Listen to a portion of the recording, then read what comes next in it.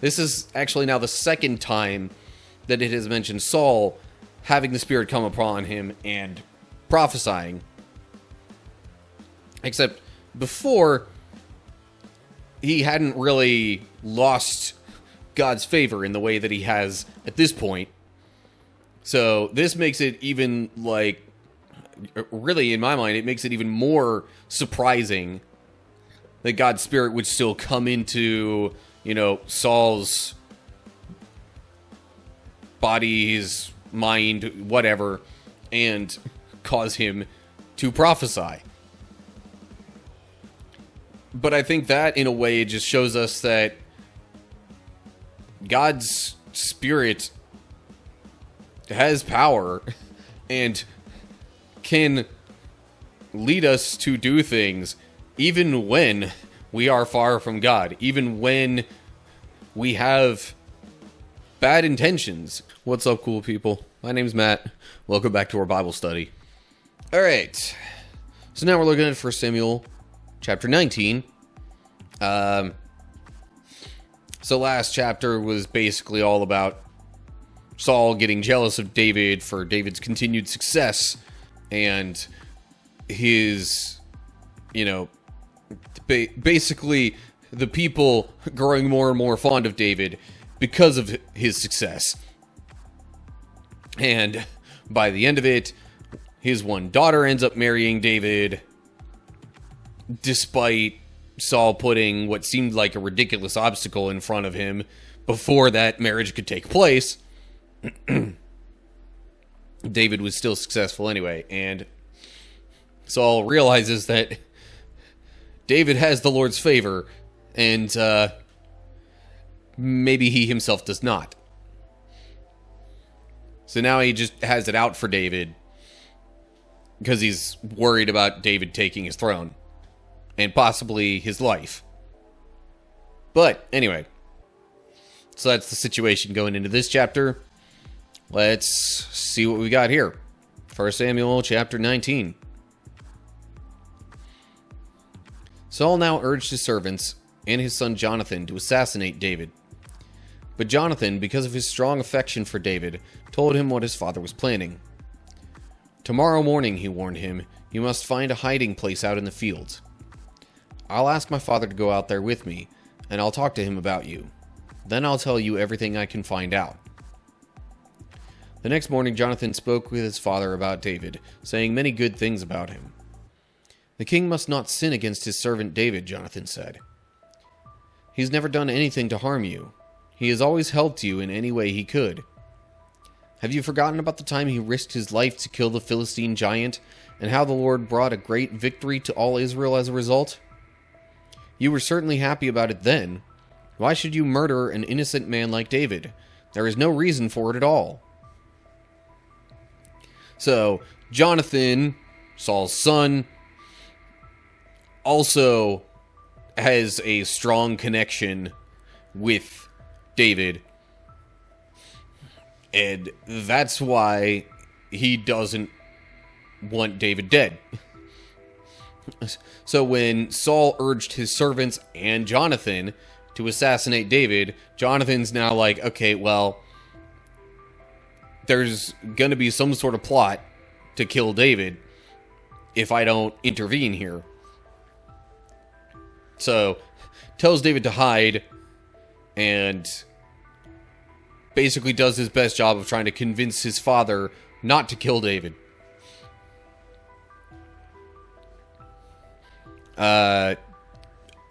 And, his reasoning is fair enough as well. David, at least as far as we've read, has not done anything wrong. He's been successful and done everything that Saul asked him to do. That's it. There's really no reason for Saul to want David dead other than jealousy and fear of, losing his kingdom.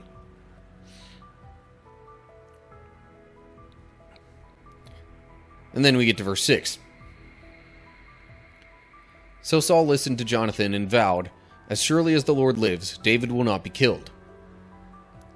Afterward, Jonathan called David and told him what had happened. Then he brought David to Saul, and David served in the court as before. War broke out again after that, and David led his troops against the Philistines. He attacked them with such fury that they all ran away. But one day, when Saul was sitting at home with spear in hand, the tormenting spirit from the Lord suddenly came upon him again. As David played his harp, Saul hurled his spear at David, but David dodged out of the way, and leaving the spear stuck in the wall, he fled and escaped into the night. So once again, we have the whole Saul throwing a spear at David. It does not say this time that Saul was just trying to pin him to the wall. There might have been even more harm intended this time around. But, yeah. Saul's still trying to get David, even though he said to Jonathan that David wouldn't be killed. That it might be one of those things where Saul was, like, so troubled in his spirit, in his mind, or whatever, that, like, when he's feeling better, he might make statements like this, like, don't worry, I'm not going to kill David. But then, you know, when his mind is troubled, all that thinking, reasoning, all that kind of stuff is out the window, and he just, you know, gets in a fit of rage and does things like throwing a spear at David.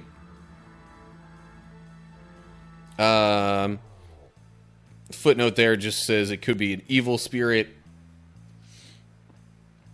Basically, yeah. Whether it was, you know, something demonic or just, you know, mental struggles, perhaps similar to what some people face nowadays, that we are more aware from a medical standpoint what's going on, that, you know, well, medical and psychological standpoint, that could also have been what was troubling Saul. Either way, it's almost like he's a different person when he's troubled in this way. So then we get to verse 11 here in chapter 19. Then Saul sent troops to watch David's house. They were told to kill David when he came out the next morning. But Michal, David's wife, warned him, "If you don't escape tonight, you will be dead by morning." So she helped him climb out through a window, and he fled and escaped. Then she took an idol and put it in his bed, covered it with blankets, and put a cushion of goat's hair at its head. When the troops came to arrest David, she told them he was sick and couldn't get out of bed. But Saul sent the troops back to get David. He ordered, "Bring him to me in his bed so I can kill him." But when they came to carry David out, they discovered that it was only an idol in the bed with a cushion of goat's hair at its head. "Why have you betrayed me like this and let my enemy escape?" Saul demanded of Michal. "I had to," Michal replied. "He threatened to kill me if I didn't help him." She's maybe not being entirely honest there, but,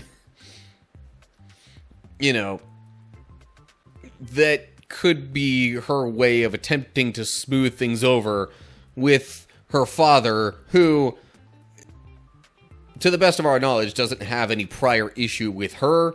And so, you know, it might be just okay, well, let me not make him more mad. Let me, you know, give a reason for it, and hopefully at least I won't be in trouble then. But in any case, so Saul wanted David killed, expected him to come out of his house in the morning, but he snuck out through a window that night, and morning comes around, he doesn't exit the house, so Saul's like, all right, you know what? Go in there and get him. But it turns out he wasn't even there. Footnote there at idle. And she took a teraphim.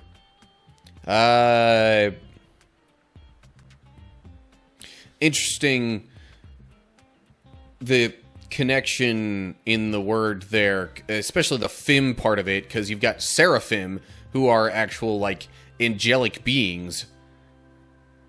To my knowledge, fairly high-ranking angelic beings that serve God. But, so that's another thing that maybe it would be interesting to look into the Hebrew a bit further. Unfortunately, I lack that knowledge. But in any case, the main point is that she took something to, you know, put there in the bed, make it look like it was David, and try to fool Saul and his guards that way. Because if they hadn't looked, then they might have gone through all the effort of, like, bringing the bed out and then getting it to Saul and finding out that it wasn't actually David. Anywho. Alright. Moving on to verse 18. So David escaped and went to Ramah to see Samuel. And he told him all that Saul had done to him. Then Samuel took David with him to live at Naioth. When the report reached Saul that David was at Naioth in Ramah, he sent troops to capture him. But when they arrived and saw Samuel leading a group of prophets who were prophesying, the Spirit of God came upon Saul's men, and they also began to prophesy. When Saul heard what had happened, he sent other troops, but they too prophesied. The same thing happened a third time. Finally, Saul himself went to Ramah and arrived at the great well in Seku. "Where are Samuel and David?" he demanded. "They are at Naioth in Ramah," someone told him. But on the way to Naioth in Ramah, the Spirit of God came even upon Saul, and he too began to prophesy all the way to Naioth. He tore off his clothes and lay naked on the ground all day and night, prophesying in the presence of Samuel. The people who were watching exclaimed, "What? Is even Saul a prophet?" So, David goes to get Samuel's help, and Samuel, I guess, takes him to a specific place that may have been where Samuel already lived. Doesn't say that, but anyway, Samuel and David are in Naioth, and apparently, because of Samuel having these prophets around him, like, God's Spirit, well, partially, you know, with, I guess with that being the context, but probably in part because of God wanting to protect David and or Samuel, the men who are sent there to capture David and or kill him, they get overwhelmed by the Spirit and begin to prophesy. And then eventually, you know, after a couple more rounds, Saul goes there and the same kind of thing happens to him, even while he's still on the way. This is actually now the second time that it has mentioned Saul having the Spirit come upon him and prophesying. Except before, he hadn't really lost God's favor in the way that he has at this point. So this makes it even, like, really, in my mind, it makes it even more surprising that God's Spirit would still come into, you know, Saul's body, his mind, whatever, and cause him to prophesy. But I think that, in a way, it just shows us that God's Spirit has power and can lead us to do things even when we are far from God. Even when we have bad intentions, it might seem like a, suddenly gaining a conscience sort of situation, or it may just seem like something where you just lose any sense of what you were thinking of doing before. Whatever the case is, it's clear that our mindset, status, intentions cannot override the Spirit of God. So, really, this kind of thing shouldn't be entirely surprising. It's just interesting that, even in two totally different states of favor with the Lord, Saul was led to prophesy by God's Spirit. So, yeah, that is about all that I have to say regarding 1 Samuel chapter 19. Okay, so basically we have further attempts from Saul to try and kill David. And less subtle this time around. He's flat out telling his servants that he wants David dead. And even Jonathan knows and is taking action to keep David alive, along with Saul's daughter, who is now David's wife. Both Jonathan and her make efforts to keep David alive. And then there's the whole thing with Samuel too, but basically David keeps, eluding Saul's grasp. So yeah, I think it's pretty clear that Saul is not really meant to, actually get the best of David here. God anointed David, or God told Samuel to anoint David. Anyway, David was chosen by God as the next king after Saul. It would make no sense for David to then end up dying before he becomes king. But Saul's still going to try. So far, unsuccessfully. Anyway, as always, like and share if you enjoyed the video. Subscribe to the channel and click the bell if you're on YouTube to get updates when I post new videos.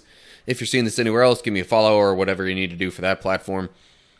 Look down in the description for info on social media pages and all that good stuff. And leave comments down below the video with any thoughts you have. Also, I might as well mention this every once in a while at least. If you want to join in on the discussion for either these videos or just talk about whatever games I happen to be playing through or anything like that, join in on some of my live streams. Those happen typically on Tuesdays and Saturdays. Over the summer, might be some Thursdays tossed in there too. But anyway, there should be info on that in the description as well, if you're interested in actually, being part of the discussion as it happens, instead of just leaving a comment after the fact. Anyway, so yeah, that's it for now. Hope you're all doing well. Hopefully I'll see you soon for another video. But whatever the case is, till next time, stay cool, people.